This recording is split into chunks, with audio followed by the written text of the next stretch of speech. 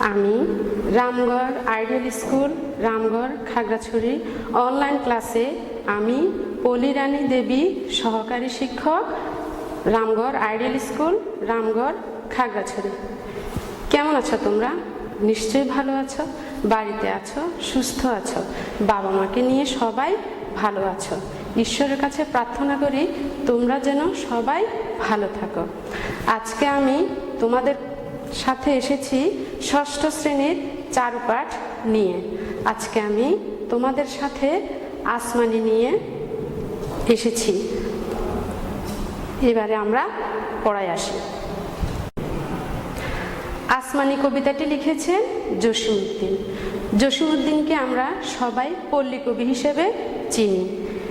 কবিতায় যাওয়ার আগে আমাদেরকে প্রথমে কবি পরিচিতি সম্পর্কে জেনে নিতে হবে। কবি পরিচিতিতে আসি এবার আমরা সবাই।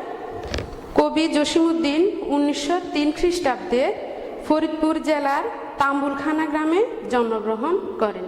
তিনি ছাত্র জীবন থেকেই তার কবিতা রচনা শুরু করেন। তিনি যখন কলকাতা বিশ্ববিদ্যালয়ে ছিলেন তখন তার কবর কবিতাটি প্রকাশিত হয়।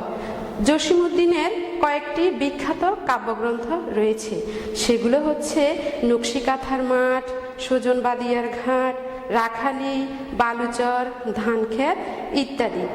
এই জসীমউদ্দিন শিশুদের জন্য ডালিম কুমার নামক একটি অনবদ্য রচনা করেছেন। এছাড়াও তিনি তার কর্মজীবন শুরু করেছিলেন ঢাকা বিশ্ববিদ্যালয়ে অধ্যাপনার মাধ্যমে। তিনি দীর্ঘদিন যাবৎ সরকারের প্রচার বিভাগে কাজ করে গেছেন। এই পল্লীকবি জসীমউদ্দিন 1976 সালে ঢাকায় মৃত্যুবরণ করেন। কবি পরিচিতিটা নিশ্চয় সবাই শুনেছ। হ্যাঁ, এবারে আমরা মূল পাঠে আসি, আমাদের কবিতা আসমানিতে আসি। আসমানি জসীমউদ্দিন।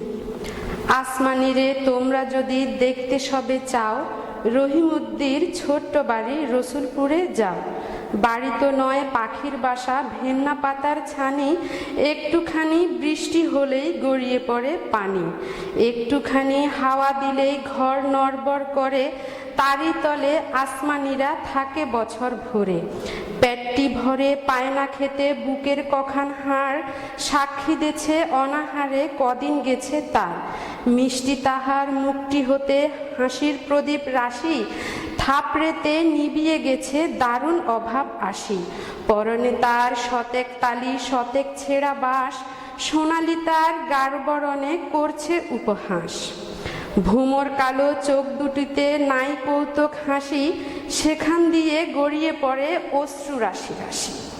বাঁশির মতো সুরটি গলায় ক্ষয় হলো তাই কেঁদে, হয়নি সুযোগ লয় যে সে সুর গানের সুরে বেঁধে।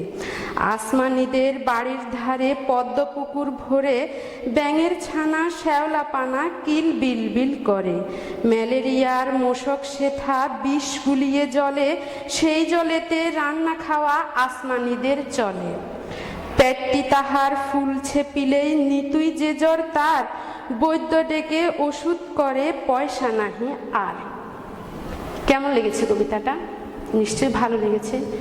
কবিতায় এই কবি প্রতিটি লাইনে আসমানের দুঃখ কষ্টের কথা ফুটিয়ে তুলেছে।